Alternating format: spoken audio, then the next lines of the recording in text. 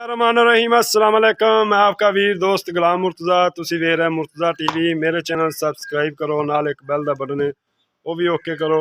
हर video मेरे वीरां दोस्तां लई जल्दी पहुँच सके। दोस्तां लई मझ लैके आ गया माशाल्लाह।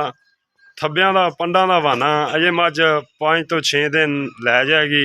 बरीक चमड़ी दी कंच दी बनी है सारी दोस्तों। और दुध का रिकॉर्ड इहदा 16 लीटर का पिछले सूबे का 16 लीटर का रिकॉर्ड है माशाल्लाह। कद वालों थान बड़ा प्यारा मुठ का थान लग्या है माशाल्लाह।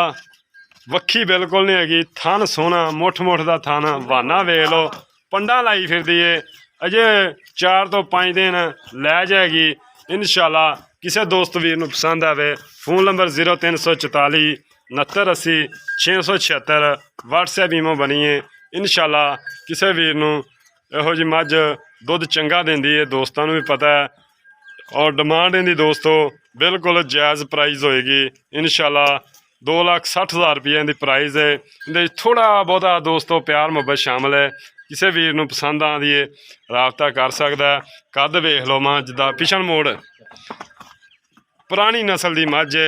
कुंडा सिंह है देखो माशाल्लाह। कुंडा सिंह तुन्नी कोली बिल्कुल नहीं हैगी, प्योर नीली दी मझ है इंशाल्लाह। चल टोरी चल यार।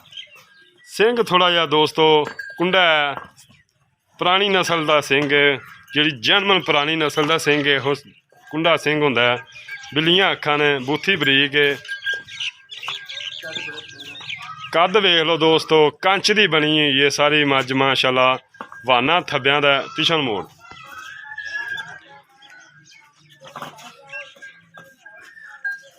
और दोस्तों प्राइस बिल्कुल जायज़ है। इहदे च प्यार मुहब्बत शामिल है दोस्तों। थन चंगा वंडा दे, वाना चंगा। अजे आ वट वुट दोस्तों आ सारे इन्हें कढ़ जाने ने।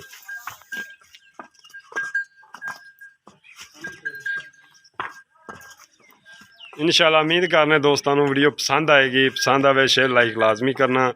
इजाज़त दो, मिलने अच्छी वीडियो नाल। अल्लाह निगहबान। पाकिस्तान जिंदाबाद।